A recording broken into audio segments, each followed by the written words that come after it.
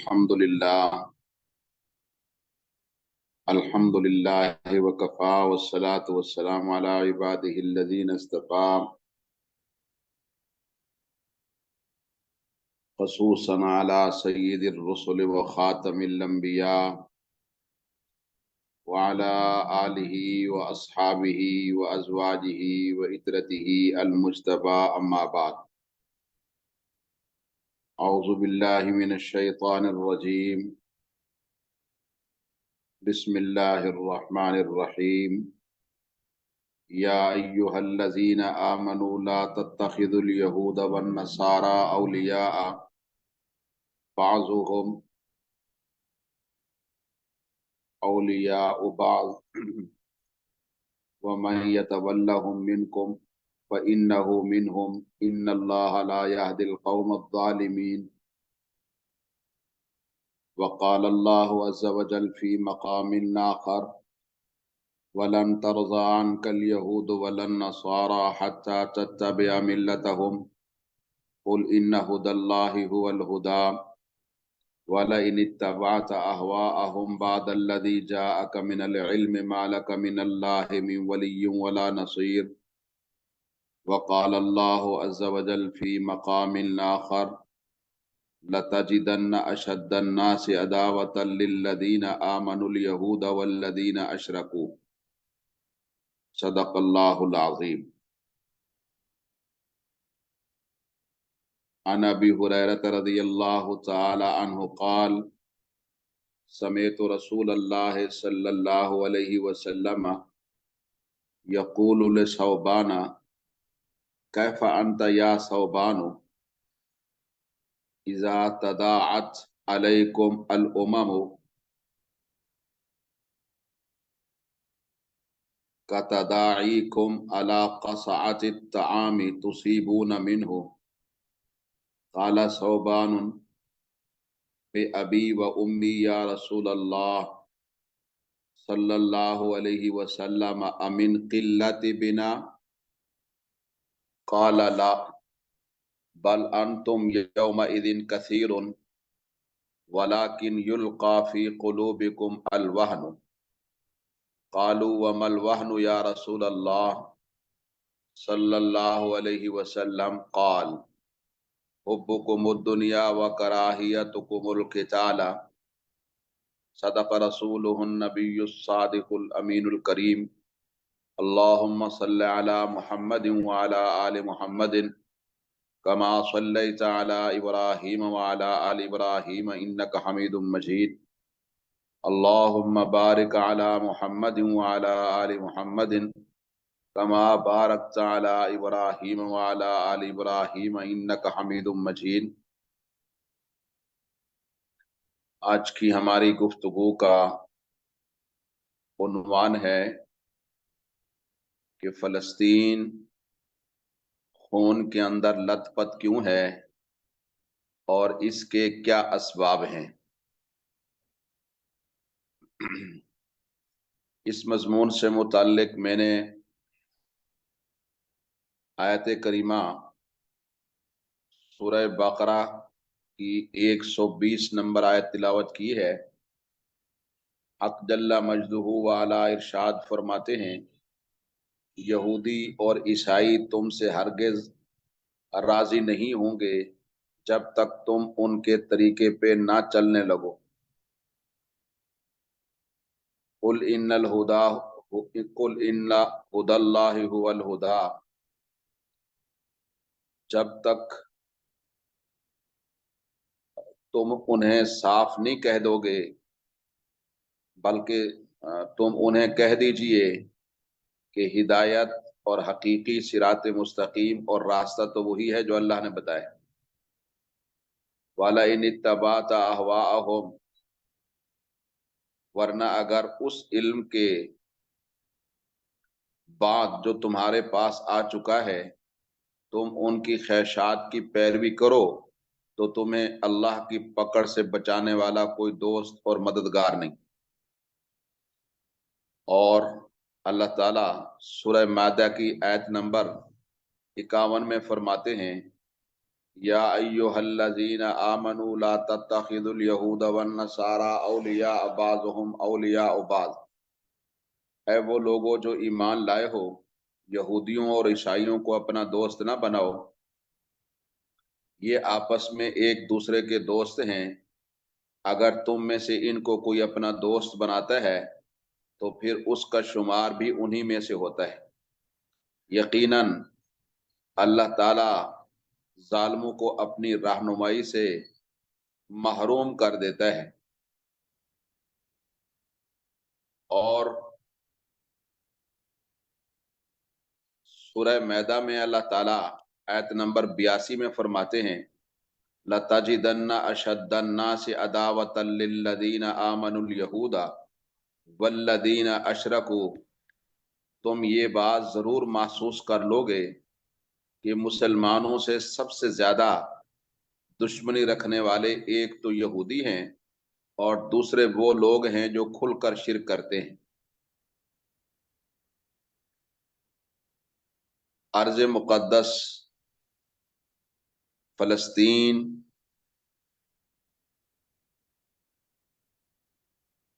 میں جو ظلم و بربریت کے پہاڑ ڈھائے جا رہے ہیں کہ ہزارہا فلسطینی بچے، مرد عورت بے گناہ شہید کیے جا رہے ہیں، تو اس کے اسباب میں اگر غور کیا جائے تو جہاں صہیونیوں کا ظلم اور ان کی درندگی اور ان کی بے رحمی کا عنصر شامل ہے، وہیں قصور اور غلطی مسلمانوں کی بھی۔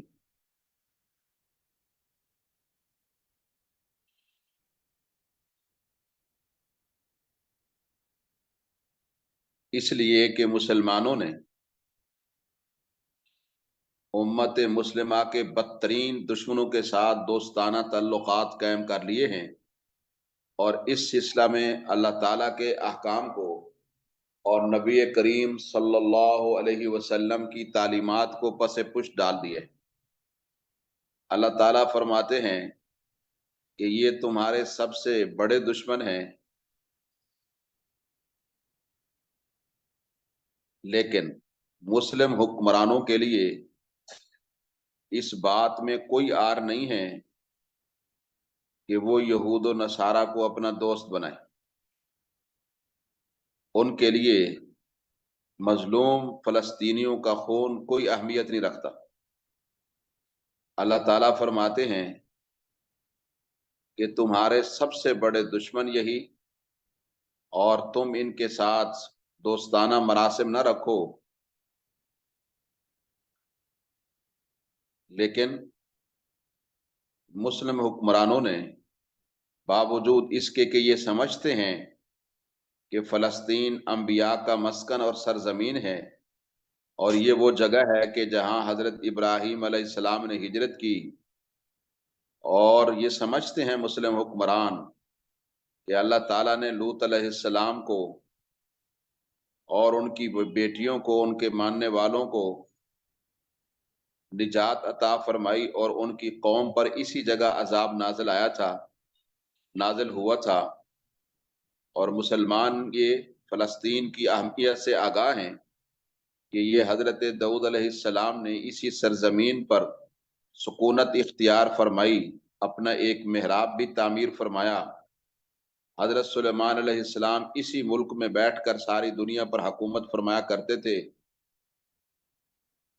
اور چیمٹی کا وہ واقعہ جو سورہ نمل کے اندر موجود ہے کہ چیمٹی نے اپنی باقی ساتھی چیمٹیوں سے کہا تھا یا ایھا النمل ادخلوا مساکنکم لا یحطمنکم سلیمان وجنودہ وہم لا یشعرون، کہ اے چیمٹیوں اپنے بلوں کے اندر گھس جاؤ، حضرت سلیمان علیہ السلام اور ان کا لشکر آ رہے ہیں، کہ یہ ایسا نہ ہو کہ بے شعوری میں تمہیں روند ڈالیں۔ وہ بھی اسی فلسطین کے شہر اسقلان میں پیش آیا۔ اس وادی کا نام بھی چیمٹیوں کی وادی، وادی نمل رکھا گیا۔ حضرت زکریا علیہ السلام کا محراب بھی اسی شہر میں ہے، حضرت موسیٰ علیہ السلام نے اسی ملک کے بارے میں، اسی خطہ فلسطین کے بارے میں اپنے ساتھیوں سے کہا تھا، اس مقدس شہر کے اندر داخل ہو جاؤ اور اس مقدس شہر کو شرک سے پاک کرو، اور اس شہر کو اس لیے انبیاء کا مسکن کہا جاتا ہے کہ اتنے انبیاء نے یہاں رہائش کی، اور اس شہر کے اندر قدرت خداوندی کے کئی مظاہر وقوع پذیر ہوئے، جن میں سے ایک کنواری بی بی حضرت مریم کے پیٹ سے اس عیسیٰ علیہ السلام کی پیدائش بھی ہے۔ حضرت موسیٰ علیہ السلام کو جب ان کی قوم نے قتل کرنا چاہا تو اللہ تبارک و تعالیٰ نے حضرت عیسیٰ علیہ السلام کو جب ان کی قوم نے قتل کرنا چاہا یہودیوں نے، تو اللہ رب العالمین نے اسی شہر سے آسمانوں پر ان کو اٹھایا، اور پھر حضرت عیسیٰ علیہ السلام کی ولادت کے بعد جب عورت اپنی جسمانی، آپ کو معلوم ہے، کمزوری کی انتہا پر ہوتی ہے، تو ایسی حالت میں حضرت مریم کا کھجور کے تنے کو ہلا دینا بھی یہ قدرت کا کرشمہ اسی سرزمین پر ہوا۔ قیامت کی علامات میں سے ایک حضرت عیسیٰ علیہ السلام کا زمین پر واپس تشریف اسی شہر کے مقام سفید مینار کے پاس ہوگا، دمشق، تو وہ شام فلسطین کی خطہ ہے، اور اسی شہر کے ہی مقام لد پر ہی حضرت عیسیٰ علیہ السلام مسیح شر، مسیح دجال کو قتل کریں گے، اور مسلمان حکمران یہ بھی سمجھتے ہیں کہ فلسطین ہی ارض محشر ہے، اور یہ بھی سمجھتے ہیں کہ اسی شہر سے ہی یاجوج ماجوج کا زمین میں قتال اور فساد شروع ہوگا، اور یہ بھی سمجھتے ہیں مسلمان کہ اس شہر میں وقوع پذیر ہونے والے واقعات میں ایک واقعہ قرآن میں طالوت اور جالوت کا بھی ہے، اور فلسطین کو نماز کی فرضیت کے بعد مسلمانوں کا قبلہ اول ہونے کا اعزاز بھی حاصل ہے، اگرچہ پہلا قبلہ زمین پر بنایا کعبۃ اللہ گیا تھا، لیکن مسلمانوں کے لیے پہلا قبلہ بیت المقدس تھا۔ مسلمانوں کے لیے جو تقدس، جو احترام حرمین شریفین کا ہے، وہی تقدس، وہی احترام بیت المقدس کا بھی ہے۔ مسلمانوں کے لیے جو حجاز مقدس کا احترام ہے، وہی احترام فلسطین کا بھی ہے۔ اور ہجرت کے بعد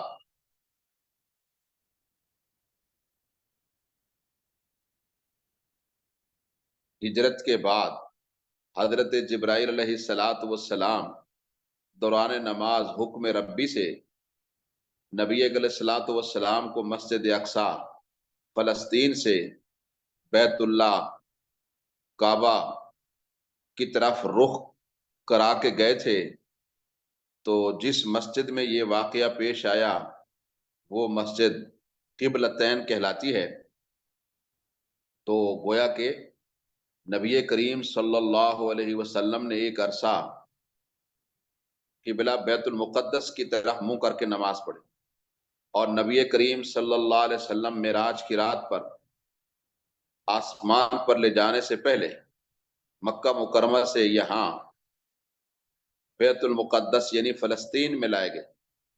سرکار دو عالم صلی اللہ علیہ وسلم کی اقتداء میں انبیاء نے یہاں نماز ادا فرمائی، اسی طرح فلسطین یعنی تمام انبیاء کی چونکہ آپ نے نماز پڑھائی، تو فلسطین کو یہ اعزاز حاصل ہے کہ تمام انبیاء کا یہ مسکن ہے، اور تمام انبیاء کی یہ جائے نماز ہے۔ سیدنا ابو ذر رضی اللہ تعالیٰ عنہ کہتے ہیں کہ میں نے رسول اللہ صلی اللہ علیہ وسلم سے عرض کیا کہ زمین پر سب سے پہلی مسجد کون سی بنائی گئی؟ تو نبی کریم صلی اللہ علیہ وسلم نے ارشاد فرمایا کہ زمین پر سب سے پہلی مسجد حرام یعنی تعمیر کے لحاظ سے خانہ کعبہ کو بنایا گیا۔ کہتے پھر میں نے عرض کیا اس کے بعد کون سی مسجد بنائی گئی؟ آپ نے فرمایا مسجد اقصی یعنی بیت المقدس۔ تو میں نے کہا کہ دونوں کے بیچ کتنا وقفہ ہے؟ تو نبی کریم صلی اللہ علیہ وسلم نے فرمایا کہ دونوں کے بیچ یعنی تعمیر کے لحاظ سے 40 سال کا وقفہ ہے۔ اور فرمایا اے ابو ذر، تو جہاں بھی نماز کا وقت پائے وہیں نماز ادا کر لے، وہ مسجد ہے۔ اور نبی کریم صلی اللہ علیہ وسلم کے وصال کے بعد حضرت ابو بکر صدیق رضی اللہ تعالیٰ عنہ نے مرتدین کے فتنے سے نمٹنے کے لیے اور دوسرے بہت سے فتنوں سے اور مشکلات سے نمٹنے کے لیے عسکری اور افرادی قوت کی اس وقت بہت ضرورت تھی، اس کے باوجود بھی ارض فلسطین کی طرف نبی کریم صلی اللہ علیہ وسلم کا تیار کیا ہوا لشکر بھیجا اور اس کو فراموش نہیں کیا۔ اور اسلام کے سنہری دور فاروقی میں دنیا بھر کی فتوحات کو چھوڑ کر محض فلسطین کی فتح کے لیے خود سیدنا فاروق اعظم رضی اللہ تعالیٰ عنہ کا چل کر جانا اور یہاں نماز ادا کرنا اس شہر کی عظمت کو اجاگر کرتا ہے، اس کو مسلمان بخوبی سمجھتے۔ اور دوسری بار بعین ہی معراج کی رات بروز جمعہ 27 رجب سن 583 ہجری کو صلاح الدین ایوبی کے ہاتھوں رحمت اللہ تعالی علیہ اس شہر کا دوبارہ فتح ہونا، یہ بھی ایک مسلمانوں کے پاس عظیم الشان نشانی ہے اور یادگار ہے۔ بیت المقدس کا نام قرآن پاک نے ہی اس کا نام مسجد اقصی رکھا ہے۔ یہ چیز یہ قرآن کا دیا ہوا نام، تو یہ ظاہر ہے کہ یہ تو مسلمانوں کا نام ہے۔ تو لہذا ہر ایک یہ سمجھتا ہے مسلمان کہ اللہ تعالیٰ نے اس کی عظمت کو 4 چاند لگائے ہیں، لیکن اس کے باوجود فلسطین میں کھلی گویا کہ یہود کی طرف سے انسانیت کی توہین اور اعلانیہ فلسطین کے مسلمانوں پر قبضہ، یہ مسلمان حکمرانوں کو نظر نہیں آتا۔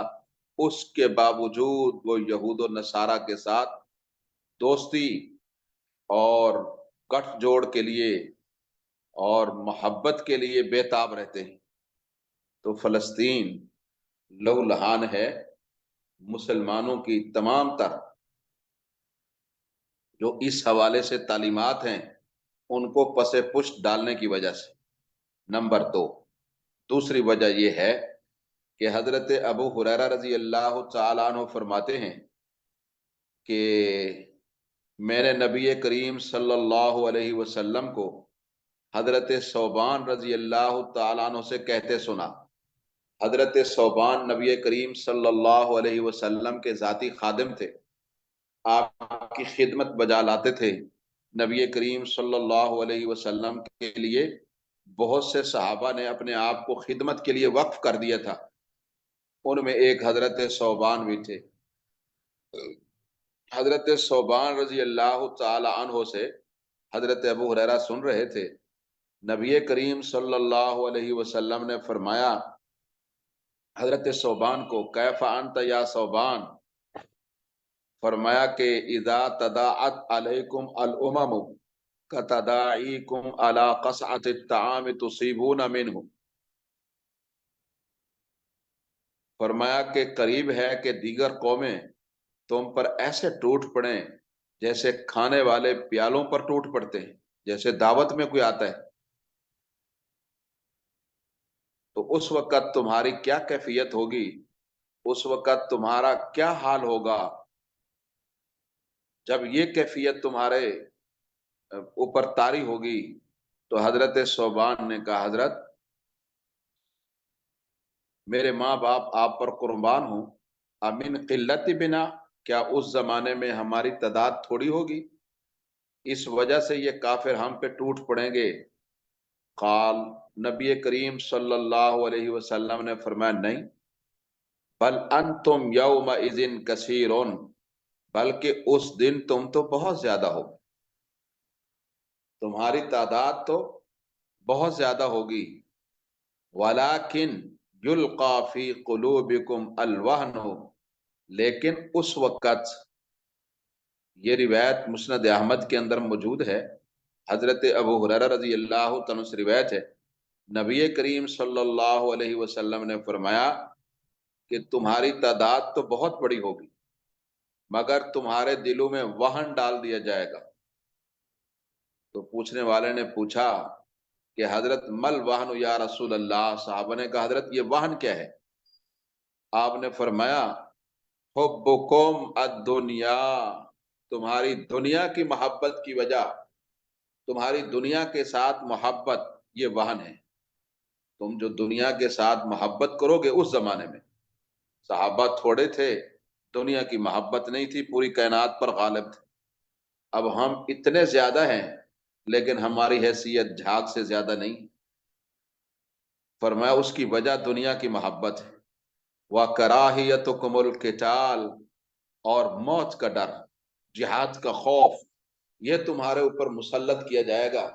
اور تمہارے اوپر یہ انسانی فطرت ہے کہ جس چیز کا خوف انسان کے اندر آ جائے پھر انسان اس کام سے رک جاتا ہے.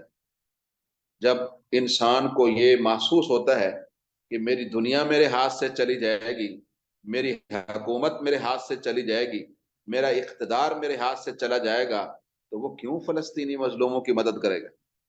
جب اسے پتہ چلے گا کہ میں جہاد کے میدانوں میں اترا تو موت کے گھاٹ اتار دیا جاؤں گا، اسے تو زندگی عزیز ہے، موت سے خوف ہے، تو پھر کیسے وہ مظلوموں کی مدد کرے گا؟ صحابہ کرام ان چیزوں سے ماورا تھے، نہ دنیا کی محبت ان کے دلوں میں تھی. ایسا نہیں ہے کہ دنیا ان کے پاس نہیں تھی. حضرت عثمان غنی کے مقابلے کا مالدار اب بھی کوئی نہیں، جناب عبد الرحمن بن عوف کے مقابلے کا مالدار اب بھی کوئی نہیں، لیکن انہیں دنیا سے محبت نہیں تھی. ایسا نہیں تھا کہ ان کے پاس اقتدار نہیں تھے. جناب فاروق اعظم رضی اللہ عنہ کے پاس اقتدار تھا، لیکن اس کے باوجود وہ فلسطین کی فتح کے لیے تنہا خود تشریف لے گئے، صرف ایک خادم ساتھ تھا، اور وہ بھی اس شان سے گئے کہ باری باری ایک اونٹ تھا، اس پر سوار ہوتے. تو اس موقع پر جب یروشلم کے قریب پہنچے، بیت المقدس کے، تو وہ غلام کی باری تھی سوار ہونے کی. اس نے درخواست بھی کی کہ آپ سوار ہو جائیں، فرمایا نہیں. انہوں نے کہا حضرت لوگ کیا کہیں گے؟ فرمایا کچھ بھی کہتے رہیں، ہم اسلامی اصولوں کو نہیں چھوڑ سکتے. میں آپ کا حق نہیں مار سکتا ہوں کیونکہ اس وقت آپ کی باری ہے، میری باری نہیں. بہرحال میں یہ عرض کر رہا ہوں، یہ وہ اسباب ہیں جن کی وجہ سے صرف فلسطین نہیں بلکہ مقبوضہ مسلم خطے کفر کے پنجہ استبداد کے اندر جکڑے ہوئے. جہاں تک ہم فلسطین کی بات کریں تو صہیونی تحریک جس نے اپنے لیے فلسطین میں قومی وطن کے وجود پر زور دیا، خود اس تحریک کے بپا ہونے کے کئی اسباب ہیں کہ یہودیوں کو فلسطین کی وادی صہیون کے اندر آباد کیا جائے. اس تحریک کا عذاب، اس کی ابتدا اور اس کا آغاز یورپ کے عیسائی ماحول میں ہوا. یہ 16ویں صدی کا زمانہ تھا، تو یورپ میں قوم پرست تحریکیں اور وطن پرست تحریکیں جو تھیں، انہوں نے صہیونی تحریک کے یعنی آپ کہہ سکتے ہیں قیام یا اس کے پختہ ہونے میں کلیدی کردار ادا کیا. اور خاص طور پر 19ویں صدی کی قوم پرست اور وطن پرست تحریکوں نے اس میں خصوصی کردار ادا کیا. مشرقی یورپ میں صہیونیت کے فروغ میں خاص طور پر پوری اہمیت کے ساتھ اس قضیے نے اہم کردار ادا کیا جسے یہودیوں کی سیاسی اصطلاح میں مسئلہ یہود کہا جاتا ہے. اس طرح روس میں یہودیوں کی نسل کشی نے بھی صہیونی تحریک کے بپا ہونے میں اہم کردار ادا کیا. اس کے علاوہ امریکہ، یورپ میں یہودیوں کا بڑھتا ہوا اثر اور رسوخ اور نفوذ، اور دوسری طرف یہودیوں میں تحریک تنویر یعنی یہودی عقائد میں ایسی لچک پیدا کرنا جو یورپ کے لیے قابل قبول. یہ یہودیوں نے اپنی یہودیت میں دراڑ ڈالی محض فلسطین کو ہتھیانے کے لیے، یہ بھی ایک سبب ہے. تو یعنی ایمانیات کو سماجی مسئلے سے زیادہ اہمیت نہ دینا. یہ چیز بھی یعنی عیسائیوں کے لیے قابل قبول ہوئی اور ان کو جگہ ملی۔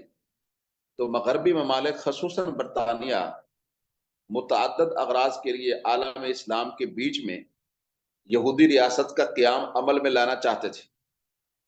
اس چھوٹی مگر خطرناک ریاست سے ایک طرف عالم اسلام کے دو بازو جدا ہو گئے، ایک طرف افریقہ کے مسلم ممالک تھے، دوسری طرف ایشیا کے مسلم ممالک۔ ان کے بیچوں بیچ یہودیوں کی صہیونی اور اسرائیل کی ریاست، یہ انہی کو کاٹنے کے لیے اور انہی کو بانٹنے کے لیے بنائی گئی۔ اب آپس میں کوئی تعلق نہیں ہے مصر سے آگے افریقی ممالک کا عرب ممالک کے ساتھ۔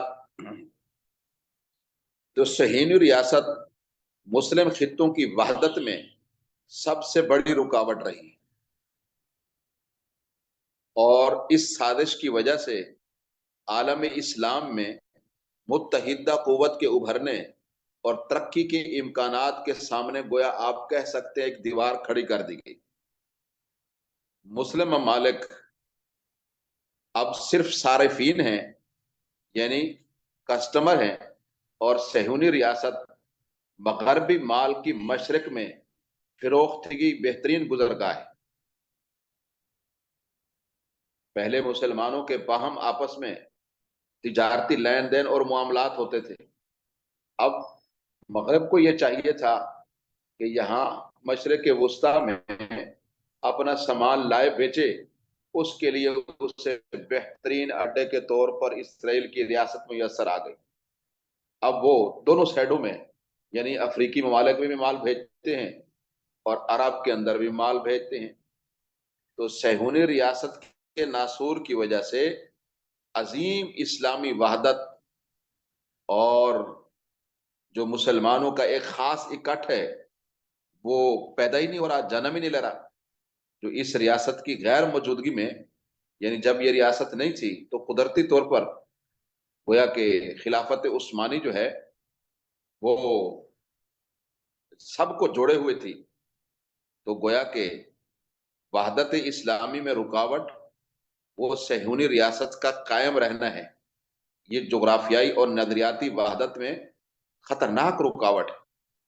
جب تک یہ اپنے انجام کو نہیں پہنچتی اور اس وقت تک مسلمانوں کے لیے نہ کوئی خرید و فروخت آسان ہو سکتی ہے، اور ادھر کے مسلمان بھی ادھر کے مسلمان بھی یہود و نصارہ کی اور مغرب کی چیزوں کے محتاج رہیں گے، اور اسرائیل ان کو دے گا، اور وہ پوری دنیا میں دے رہا ہے۔ تو ایک وجہ تو یہ ہے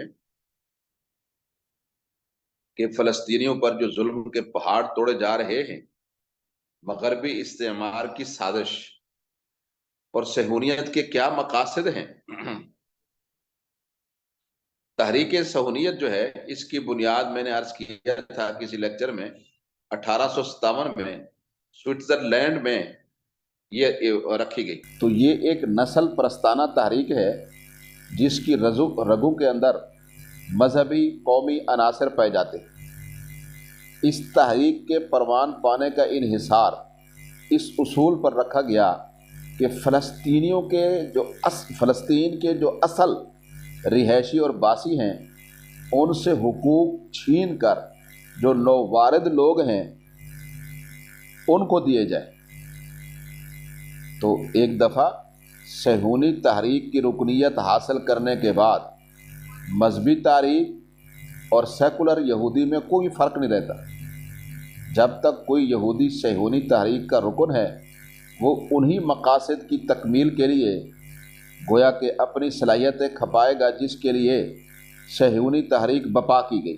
وہ کیا تھا کہ فلسطین کے اصل باسیوں کے حقوق چھین کر رہائش کے حقوق اور دیگر انسانی حقوق وہ کس کو دیے جائیں؟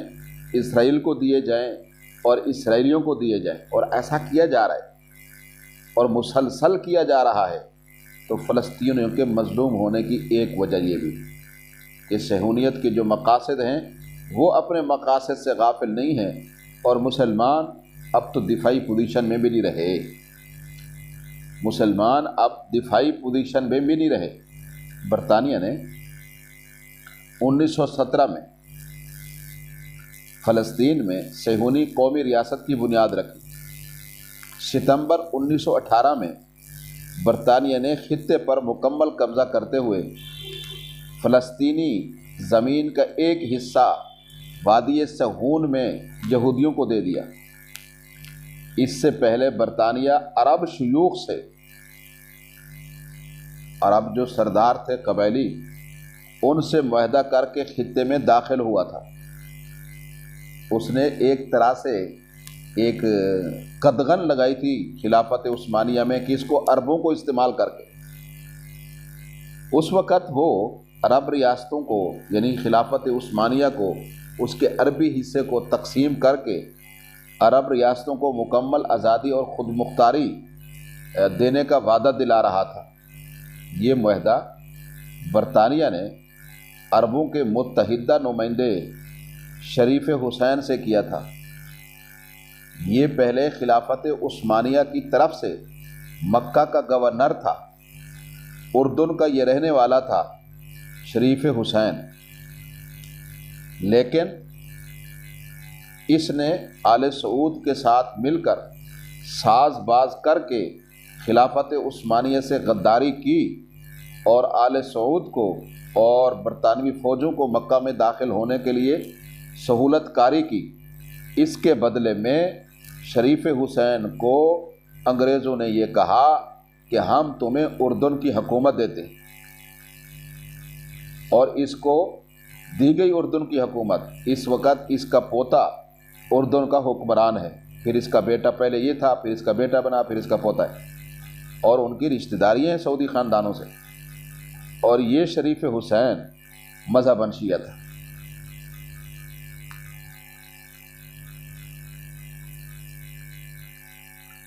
فلسطین کے لو لہان ہونے کی ایک وجہ یہ ہے کہ یہودی یہ چاہتے ہیں کہ ہم اپنا پھیلاؤ مدینہ تک لے جائیں، اور ایرانی یہ چاہتے ہیں،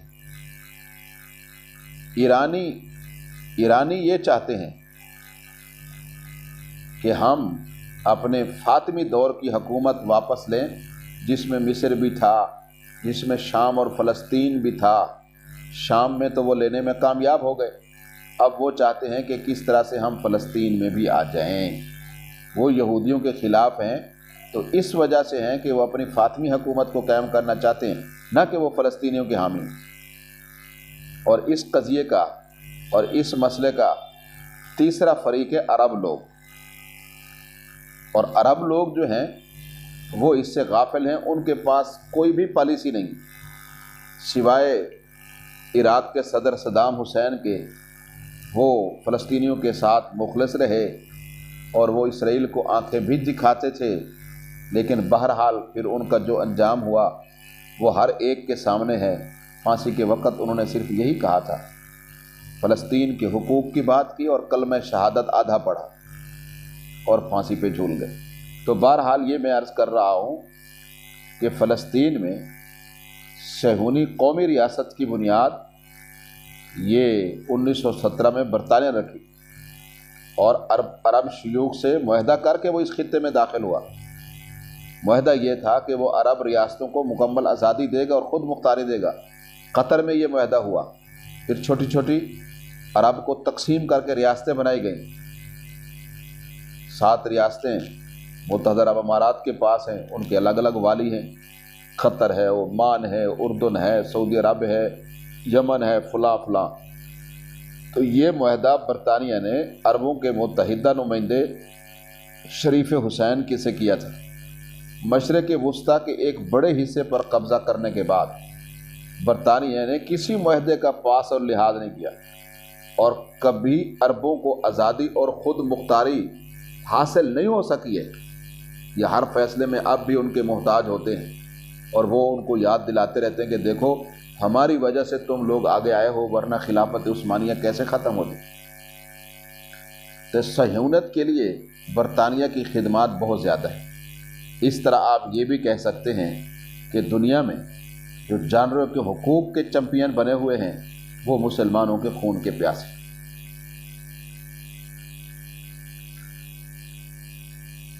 برطانیہ نے 1918 سے لے کر 1948 تک یہودیوں کی فلسطین میں آباد کاری کی بھرپور حوصلہ افزائی کی، بھرپور حوصلہ افزائی کی ہے۔ ان کو اقتصادی، سیاسی، عسکری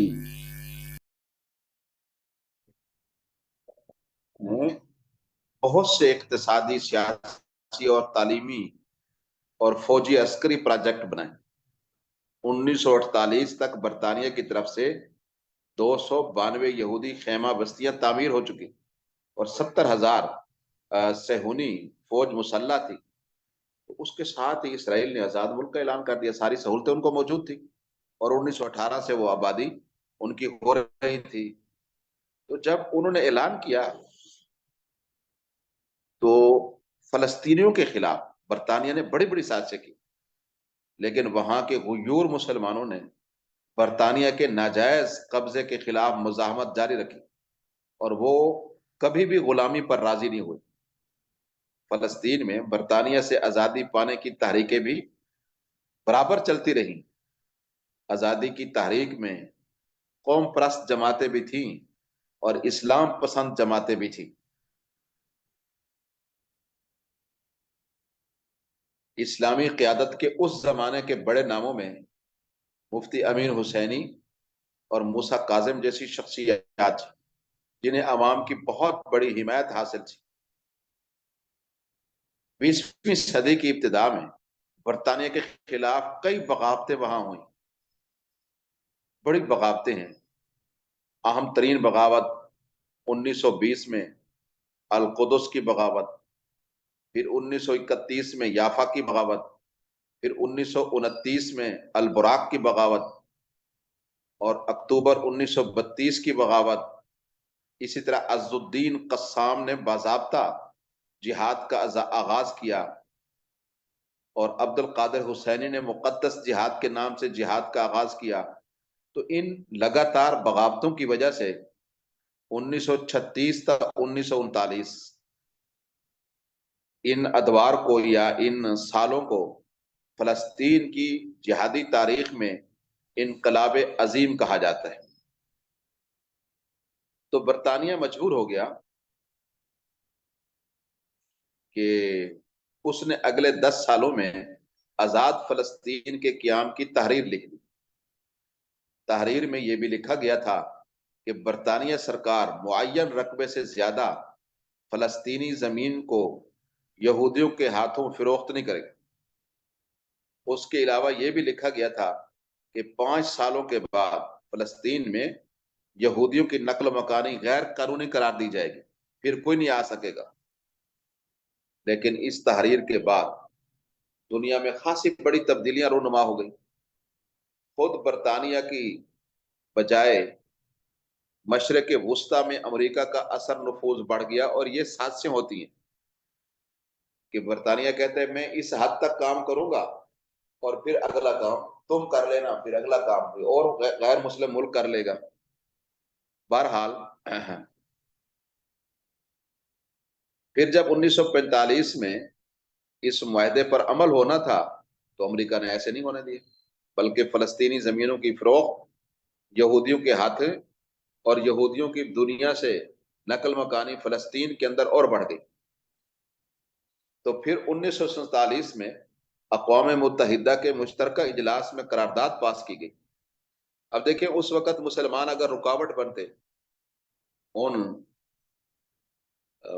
تحریکوں کا ساتھ دیتے جو فلسطین میں ہو رہی تھی، جاری ساری تھیں، آس پاس کے مسلمان عرب دنیا ساتھ دیتی، تو پھر ان کو اپنے معاہدے پورے کرنے پڑتے، لیکن وہ ایسا نہیں ہو سکا ہے۔ تو یہ وجہ بھی ہے۔ تو 1947 میں اقوام متحدہ کے ایک مشترکہ اجلاس میں قرارداد پاس کی گئی کہ فلسطین کو تقسیم کر کے 2 ملک بنا دیے جائیں، جیسے سوڈان کو بنا دیا، مشرقی تیمور کو بنا دیا۔ تو ایک عربی خطہ جو کل زمین کا 45% ہو اور ایک یہودی خطہ جو کل فلسطینی زمین کا، زمین فلسطین کی 54% ہو، جبکہ قرارداد میں 1% رقبہ بیت المقدس بین الاقوامی عملداری کے سپرد کرنے کی سفارش کی گئی۔ یہاں یہ بات بالکل ذہن میں رکھیں کہ اقوام متحدہ کے مشترکہ اجلاس میں اگر کوئی قرارداد پاس کی جائے تو اقوام متحدہ کے میثاق اور اس کے قانون کی روح سے اس کی قانونی حیثیت اس معنی میں نہیں ہوتی کہ اقوام متحدہ کے رکن ممالک ایسی قراردادوں پر عمل کرنے پر مجبور ہوں گے، نہیں نہیں، ایسا نہیں ہوتا۔ وہ ایک سفارش ہوتی ہے، اس کے علاوہ اس کی کوئی وقت نہیں ہوتی۔ اس سلسلہ میں نہ فلسطین کے عوام کو اعتماد میں لیا گیا، نہ کوئی ریفرنڈم کرایا گیا، نہ کوئی رائے شماری ہوئی۔ یہ بالکل قرارداد جانبدارانہ تھی اور ظلم پر مبنی تھی۔ ان کی زمین اس طرح سے ہتھیا لی گئی اور غیر ملکی یہودی جو اقلیت میں تھے انہیں اصل باشندوں کی نسبت زیادہ حصہ دیا گیا۔ یہ بھی ظلم کی وجہ ہے۔ تو صہیونی ریاست کا اعلان ہو گیا 14 مئی 1948 کی شام۔ اسرائیل نے اپنی خود مختاری کا اعلان کر دی۔ اسرائیل نے جلد ہی عرب فوج کو شکست سے دوچار کر دی۔ پہلی عرب اسرائیل جنگ میں عرب فوج کی قیادت بد نظمی کا بدترین نمونہ پیش کر رہی تھی، نیت ہی نہیں تھی ان کی۔ اس کے علاوہ عرب فوج مکمل طور پر آزاد بھی نہیں تھی۔ فوج کا ایک حصہ امریکہ کے شکنجے میں کسا ہوا تھا۔ تو جنگ کے بعد اسرائیل فلسطین کی 77 یعنی 7 اور 7 70 سے اوپر 77% زمین کا مالک تھا۔ صہیونی ریاست نے اپنے قیام کے ساتھ ہی 8 لاکھ فلسطینیوں کو ملک بدر کر دیا۔ اب ان کی تعداد کتنی زیادہ ہوگی، کئی نسلیں آ گئی ہیں۔ تو ملک بدر ہونے والے فلسطینیوں کے علاقوں میں یہودی آ گئے، 77% پہلے تھا، پھر یہودی ان علاقوں میں آ گئے۔ تو 1948 میں فلسطینی آبادی 14 لاکھ تھی۔ جن علاقوں کو صہیونی ریاست نے فلسطینیوں سے خالی کرایا تھا وہاں 9 لاکھ سے زیادہ آبادی تھی۔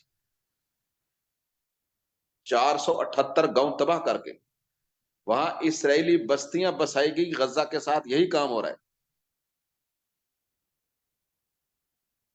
تو مقبوضہ علاقوں میں کل 585 گاؤں تھے۔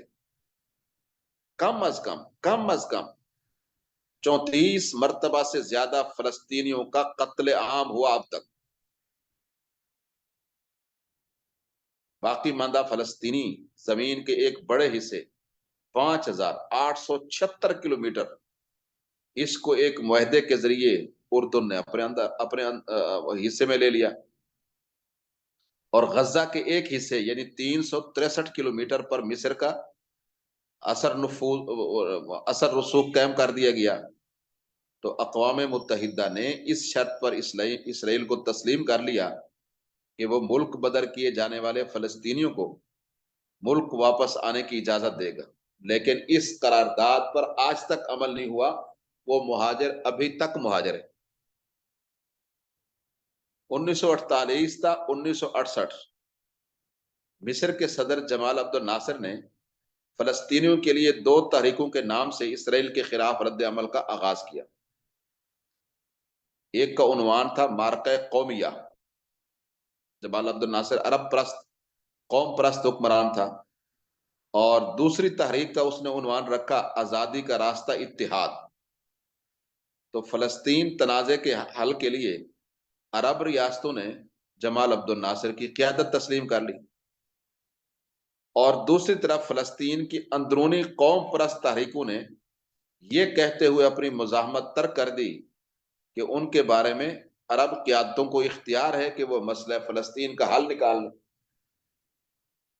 کیونکہ وہ بھی عرب تھے تو انہوں نے کہا یہ ہمارے مخلص ہوں گے، خیر خواہ ہوں گے، چلو اس طرح ہماری آواز متحد ہو جائے گی سب کی، تو کوئی مسئلے کا اچھا حل نکل آئے گا۔ تو انہوں نے اپنی تحریکیں وہ ختم کر دی۔ حالانکہ حقیقت یہ تھی کہ عرب حکمرانوں اور ریاستوں کے پاس مسئلے کے حل کے لیے کوئی متفقہ لاہ عمل نہیں تھا۔ یہ محض مصر کے جمال عبد الناصر کے نعرے ہی تھے کہ مارکہ قومیہ یا آزادی کا راستہ اتحاد یہ فلسطینیوں کو اپنی تحریکوں سے پسپا کرنے کا ایک طریقہ تھا۔ نہ ہی وہ اسرائیل کے خلاف جنگ کرنے میں سنجیدہ تھے اور نہ ہی عربوں کو متحد کرنے میں سنجیدہ تھے۔ بہرحال اب فلسطینی مزاحمت اکا دکا تو دیکھنے کو مل جاتی تھی، لیکن پوری منصوبہ بندی کے ساتھ فلسطینی مزاحمت سامنے نہیں آ سکی۔ یہ وہ غلطیاں ہیں جن کی وجہ سے اب غزہ لہولہان ہے۔ تو فلسطینی مزاحمت کا کوئی مکمل منصوبہ کسی کے پاس بھی نہیں تھا۔ تو صہیونیوں کے کسی نئے ظلم کے خلاف جذبات میں آ کر مسلم فلسطینی عوام شدید رد عمل تو ظاہر کرتے تھے، لیکن ظاہر ہے کہ وہ اسباب و وسائل سے تہی دست خالی ہاتھ تھے۔ کچھ عرصے بعد ان کے اس رد عمل کی شدت میں کمی آ جاتی یا وہ ختم ہو جاتی، اور صہیونی روز بروز ان کی طاقت میں گویا اضافہ ہوتا رہتا۔ تو یہ کس نے نقصان کیا؟ جمال عبد الناصر کے قوم پرست نظریے نے، یہ ایک خالص عربی عصبیت کا علمبردار شخص تھا۔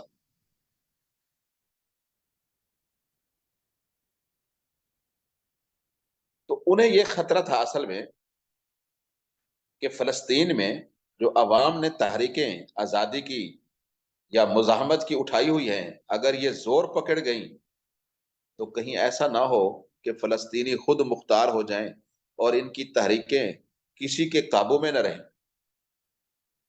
خاص طور پر تحریک الفتح اس وقت جو تھی، اس سے انہیں خطرہ پیدا ہو کہ وہ جمال عبد الناصر کی گویا قیادت سے آزاد ہو جائے گی۔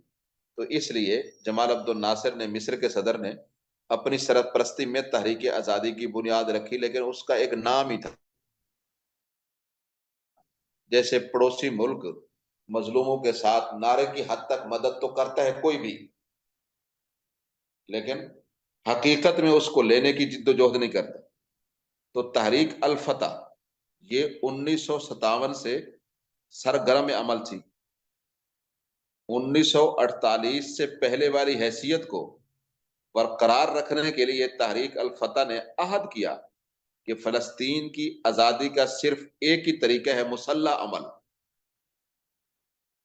خالص فلسطینی تحریک اور قیادت ہونے کی وجہ سے تحریک الفتح فلسطین کی سب سے زیادہ ہر دل عزیز تحریک بن گئی۔ فروری 1969 میں یاسر عرفات نے تحریک کی قیادت سنبھالی اور اس کے ساتھ فدائی تحریکیں بھی اس تحریک میں شامل ہو گئی، اور 1974 میں عرب ریاستوں نے الفتح کو فلسطین کی واحد قانونی تحریک کے طور پر، آزادی کی تحریک کے طور پر تسلیم کر لیا۔ اقوام متحدہ نے بھی اسی سال اس تنظیم کی اقوام متحدہ میں بطور فلسطینی عوام کی واحد نمائندہ تنظیم کی رکنیت بھی تسلیم کر لی۔ 1967 کی عرب اسرائیل جنگ میں عربوں کو بدترین شکست کا سامنا کرنا پڑا۔ اگلے چند دنوں میں فلسطین کی باقی زمین پر بھی اسرائیل کا قبضہ ہو۔ مغربی کنارے کا مشرقی علاقہ جہاں بیت المقدس سے یہودیوں قبضے میں چلا گیا، غزے کا ایک حصہ اور گولان کی پہاڑیوں کا سلسلہ اور مصر کا سرائے سینا بھی اسرائیل کے قبضے میں چلا گیا، اور اس کے ساتھ ہی اسرائیل نے مزید 3,30,000 فلسطینی ملک بدر کر دیے۔ پہلے بھی 9 لاکھ کے قریب کر دیے، پھر بھی اس جنگ کے بعد بھی 3,30,000 مزید کر دیے۔ تو یہ یہودی فلسطین کی اسلامی شناخت کو اصل میں مٹانا چاہتے ہیں۔ روز اول سے ہی وہ اسی منصوبے پر عمل پیرا تھے کہ فلسطین کی اسلامی شناخت کو ختم کر دیا جائے، مسلمانوں کو یہاں سے ختم کر دیا اور پورے خطے کو یہودی آبادی، ثقافت اور تمدن، یعنی مکمل طور پر ہر لحاظ سے یہودیت میں تبدیل کر دیا جائے۔ تو اس مقصد کے حصول کے لیے 1948 کے مقبوضہ گویا اراضی کا 96% سرکاری تحویل میں لے لیا گیا۔ یہ وہ علاقے تھے جہاں سے یا تو مقامی آبادی کو باہر نکالا گیا ملک بدر کیا گیا، یا یہ اوقاف کی زمین تھی جو صدیوں سے اسلامی مقاصد کے لیے وقف چلی آ رہی تھی؟ تو ان علاقوں سے اسلامی شناخت کے تمام نشانات مٹا کر وہاں 1967 کی عرب اسرائیل جنگ کے بعد مغربی کنارے پر 196 یہودی بستیاں تعمیر کی گئی، جو مغربی کنارے کی کل زمین کا 60% بنتا ہے، اور غزہ کا بھی 30% میں نے عرض کیا سرکاری تحویل میں لے لیا، اور یہاں یہودیوں کی 14 بستیاں تعمیر کی گئی، اور عربوں کی شکست کے بعد ملک بدر کیے گئے فلسطینی کی وطن واپسی کا تو سوال ہی ختم ہو گیا۔ تو مختلف ممالک کے یہودی اب بھرپور اعتماد کے ساتھ اور بڑی تیزی سے فلسطین کی طرف آنے لگے، جس کی وجہ سے 1949 سے لے کر سن 2000 تک 28 لاکھ یہودی فلسطین میں آ کر آباد ہوئے۔ جنگ میں فتح پانے کے بعد اسرائیل کی ریاست نے طے کیا کہ سن 2008 تک گویا کہ اسرائیل کی ریاست کی کل یہودی آبادی 53 لاکھ ہونی چاہیے، تو 50% سے زائد مقامی آبادی کو ملک بدر کر کے ان کی جگہ اتنی بڑی یہودی آبادی اور ان کے بود و باش اور تمدن سے قدیم فلسطین کا مشرقی اور اسلامی حسن تو ختم ہو گئے۔ فلسطین کی زمین پر صہیونی مقبوضہ جات یہودی آباد کاری وہ تیزی سے ہونے لگی، تو فلسطین کا قدیم تاریخی اور مقدس جو علاقہ ہے، شہر ہے القدس، بیت المقدس، صہیونی ریاست کے نزدیک ان اہم ترین شہروں میں سے ایک ہے، جسے یہودی اپنے رنگ میں رنگنا گویا کہ منصوبے کا حصہ سمجھتے ہیں۔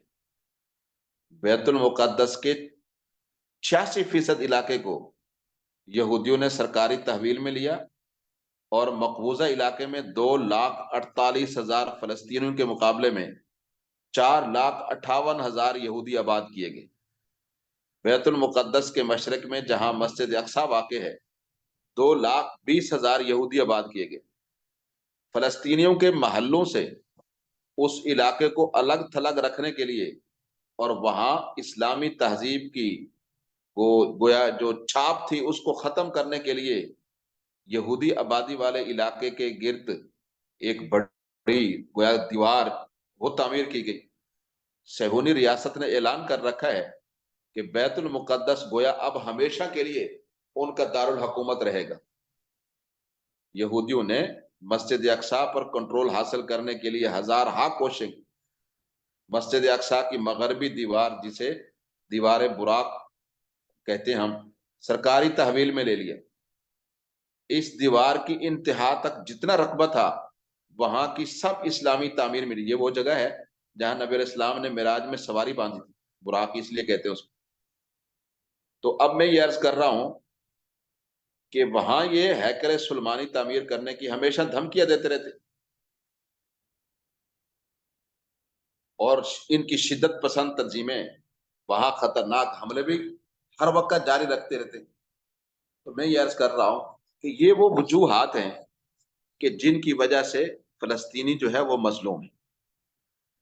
ابھی تک اقوام متحدہ نے فلسطینی مہاجرین کے مسئلے کو کوئی حل نہیں کیا، اور مہاجر فلسطینیوں کو دوسرے ممالک کی شہریت وہ بھی نہیں مل رہی، کوئی بھی ان کو نہیں دینے کو تیار ہے۔ غیر مسلم عرب قیادت فلسطینی مزاحمت کے سامنے سب سے بڑی رکاوٹ خود اس کے بھائی بند عرب لوگ ہیں۔ یہ مسئلہ ذہن میں رکھنے والا ہے۔ وہ یہود و نصارہ کے کاسا لیس ہے، جب وہ اتنی باتوں کے باوجود نہیں جاگے ہیں تو وہ آپ کیسے جاگیں؟ کہ کس طرح سے انہوں نے گویا کہ کوششیں کی اور ان کی زمینوں کو ہتھیا لیا، لیکن اس کے باوجود عرب ابھی تک نہیں جاگے۔ تو یہ غیر مخلص عرب قیادت جو ہے یہ فلسطین کے مسئلے کے حقیقی ذمہ دار ہیں۔ تحریکیں چلتی رہیں، بہت سی تحریکیں ان میں آئیں مزاحمت کی 70 کی دہائی میں بھی، اور اس کے بعد بھی انتفاضہ کی تحریک چلی، مذاکرات کے دور آئے، لیکن عرب موقف میں چونکہ کمزوری ہے، جب کمزوری ہے تو یہ اپنے ایجنڈے کو نہ پیش کرتے ہیں، اور ڈھیلا ڈھالا جو ہوتا ہے اس کو بھی کوئی نمایاں نہیں کرتے ہیں۔ بس چند لوگ عرب لیگ کے نام سے یا وہ اسلامی ملکوں کی تنظیم کے نام سے بیٹھ جاتے ہیں، لیکن ان کا بیٹھنا، کھانا پینا اور بیانات جاری کرنا، اس سے آگے کچھ نہیں ہوتا۔ مذاکرات میں بھی جتنا انہوں نے حصے لیے ہیں وہاں سے شکست کھا کے آ جاتے ہیں۔ عالم اسلام کے وہ اہل علم جن کی حیثیت مسلمہ ہے، ان حالات کو دیکھتے ہوئے عربوں کے اور اس ساری صورتحال یہودیوں کی کارستانیوں کو، انہوں نے پھر فتویٰ جاری کیا کہ صہیونی قیادت کے ساتھ، صہیونی قیادت کے ساتھ جو مذاکرات ہیں وہ سرے سے جائز ہی نہیں۔ پورے فلسطین کی آزادی کے لیے مقدس جہاد علماء نے کہا ضروری ہے، اور یہ کہ مسئلہ فلسطین حق اور باطل کا، میں نے عرض کیا، یہ مارکہ ہے جسے بہرحال نسل در نسل جاری رہنا ہے، جب تک اللہ رب العالمین حق والوں کو اور حق کو مکمل نصرت اور کامیابی سے ہمکنار نہیں کرتا، اس وقت تک یہ مارکہ جاری رہے گا۔ اور یہ کہ فلسطین کی زمین پر کسی بشر کا حق نہیں ہے، بلکہ یہ سارا خطہ اللہ کا ہے، اور اللہ ہی کے لیے یہ وقف اور اوقاف ہے۔ کسی انسان کے لیے جائز نہیں ہے کہ وہ فلسطین کے کسی ایک حصے سے دستبردار ہونے کا اعلان کرے اور یہودیوں کو دے۔ بے شک اس وقت فلسطینیوں کی موجودہ نسل بہت کمزوری میں ہے، تو اس کا یہ مطلب نہیں ہے کہ یہی حالت ہمیشہ رہے گی۔ آنے والی نسل کے حق کو مارنے کا اختیار کسی کو نہیں دیا جا سکتا۔ اور یہ کہ علماء نے یہ فتویٰ بھی دیا کہ مسئلہ فلسطین تمام مسلمانوں کا مسئلہ ہے، اور عالم اسلام کا کوئی ایک بھی مسلمان اللہ کی سرزمین سے دستبردار ہونے کا وبال نہیں اٹھا سکتا، خواہ فتح و کامرانی پر کتنا ہی عرصہ کیوں نہ بیت جائے۔ بہرحال باقی یہودیوں کے ساتھ یا نصارہ کے ساتھ جن عرب حکمرانوں نے معاہدے کیے ہیں، وہ اپنے فعل کے خود ذمہ دار ہیں۔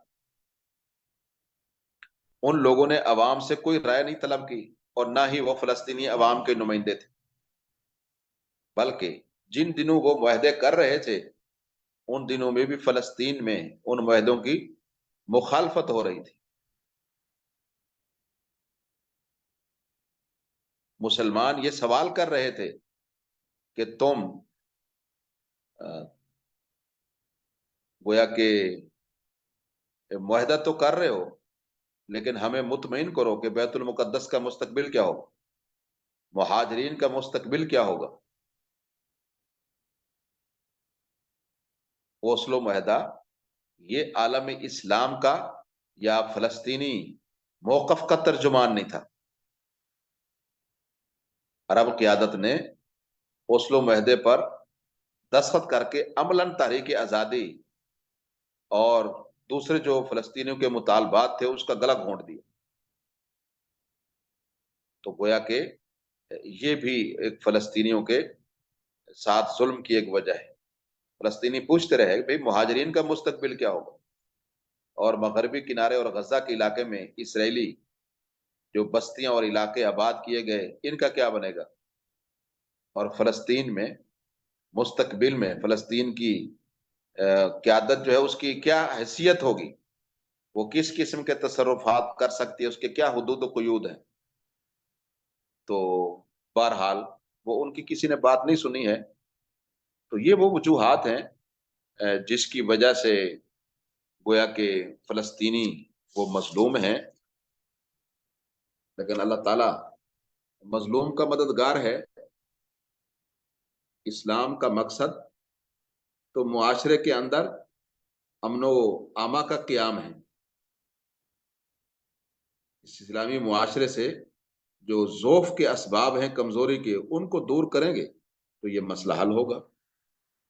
اسلامی ریاست کی بنیاد جو ہے وہ تب بھی رکھی جا سکتی ہے جب مسلمان اس کے لیے مخلص ہو۔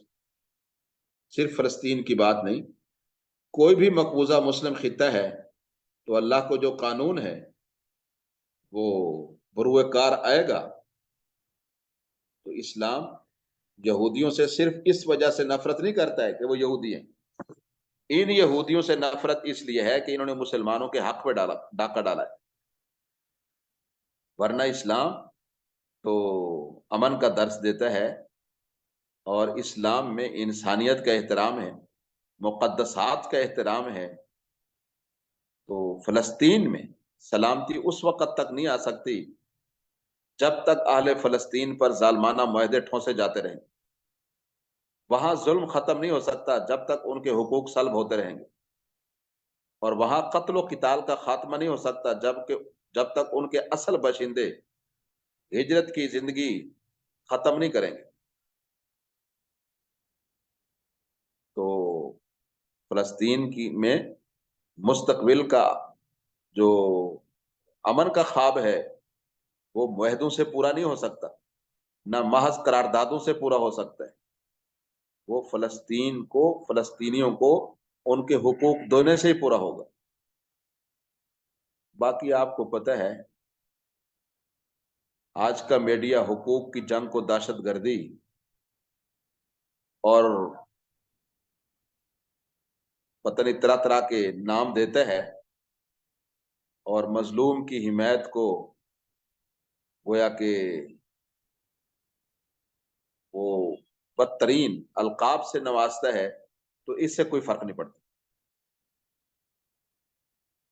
پروپیگنڈے سے لوگ متاثر ہو جاتے ہیں تو اس سے کوئی فرق نہیں پڑتا ہے۔ تو بہرحال یہ وہ چیزیں ہیں کہ جن کی وجہ سے فلسطین میں خون بہہ رہا ہے مسلمانوں کا۔ اس کے پیچھے جو ہے اس کا حل یہ ہے کہ اسلام کے نقطہ نظر سے فلسطین کی آزادی کے چند نکات جو ہے وہ ہر مسلمان کے مد نظر ہوں، بالخصوص فلسطینیوں کے، کہ اسلام ہی کو اپنا عقیدہ بنایا جائے اور اپنی زندگیوں کو اسلامی اخلاقیات اور اسلامی قدروں کے مطابق ڈھالا جائے، اور مسلمان سارے کے سارے اپنے باہمی معاملات اللہ کی شریعت کے مطابق طے کریں، اور تحریک آزادی فلسطین کی قیادت اسلامی شخصیات کے ہاتھوں میں ہو جو معاملات سے نبرد آزما ہونے کی پوری صلاحیت رکھتی ہو، جو پختہ ارادے اور سچی نیت کے ساتھ گویا یہودیوں کے ارادوں کو توڑنا جانتی ہو، اور پھر صہیونیت کے خلاف تحریک کا دائرہ کار صرف فلسطین تک محدود نہ رہنے دیا جائے، بلکہ پورے عالم اسلام میں جو بھی یہودیوں کے عزائم ہیں ان کو نمایاں کرنے کے بعد پوری امت کو اس پر متفق ہو کر ان کا مقابلہ کرنا چاہیے، اب وہ معاشی طور پر ہو یا وہ اخلاقی طور پر ہو یا اس کے علاوہ کسی بھی طرح سے۔ اور اسی طرح تحریک آزادی فلسطین کی ہر سطح پر مدد کرنا، اپنے اپنے انداز میں، اور فلسطین کے خطوں کی حفاظت کرنا جس انداز میں ہو سکے اپنی صلاحیت کے مطابق، تو یہ بڑا ضروری امر ہے۔ اور تمام مسلمان خطوں میں سیاسی، اقتصادی اور سیاسی ہر لحاظ سے اعلیٰ صلاحیتیں اپنے اندر پیدا کرنا، مسلم امت کو ایک طویل جنگ کے لیے اپنے ہی پیدا کردہ وسائل پر انحصار کرنا۔ اللہ تعالیٰ نے مسلمانوں کو یہ زمین دی ہے اس وقت، صرف فلسطین نہیں، ساری زمین۔ تو جتنے بھی مقبوضہ جات ہیں وہ اسی طرح ہی آزاد ہوں گے جب وحدت ہو، اور جب اسلام کو بطور زندگی اجتماعی اور انفرادی طور پر اپنایا جائے۔ یہ مسئلہ صرف فلسطین کا سیاسی نہیں ہے، بلکہ انسانوں کو پیش آنے والے بہت سے مسائل سے گویا عبارت ہے۔ صبح شام انسانی حقوق کا واویلا کرنے والے یہود و نصارہ لاکھوں مظلوموں کی آہ و بکا نہیں سنتے، بچوں کی آہ و بکا نہیں سنتے، ان کی شہادتوں اور ان کی اموات کی طرف نہیں دیکھتے۔ کس یعنی درد مندانہ طریقے سے بزور طاقت ان سے ان کا وطن چھینا گیا، خیمہ بستیوں میں بھوک ہی بھوک، افلاس، امراض، بے گھر انسان، ان کو بھی جلا کر خاکستر کر دیتے یہودی، کوئی کسی کے کان پہ جوں تک نہیں رنگتی۔ فلسطین میں اسرائیل کی ریاست یہود وہ مغربی استعمار کی گویا آپ کہہ سکتے ہیں کہ یہ باقی مادہ شکل ہے۔ مسلم آبادی والے دوسرے خطوں سے یہ ان ظالموں کو نکالنا، وہ فرمایا کہ بہت ضروری ہے، آج یا کل کسی نہ کسی وقت میں اس انسانی المیوں کو حل کرنے کے لیے بہرحال مسلمان نہیں کھڑے ہوں گے تو انسانیت کا درد رکھنے والے انسان کھڑے ہو جائیں گے۔ اللہ تعالیٰ کوئی نہ کوئی صورت ایسی پیدا فرمائے گا، ہمیشہ ایسی صورت نہیں چلے گی۔ رب العالمین سے دعا ہے اللہ ہم سب مسلمانوں کا اور بالخصوص فلسطینی مسلمانوں کا حامی و ناصر ہو۔ کہنے سننے سے زیادہ اللہ پاک ہمیں جو کچھ عرض کیا گیا اس پر عمل کی توفیق عطا فرمائے۔ وآخر دعوانا الحمدللہ رب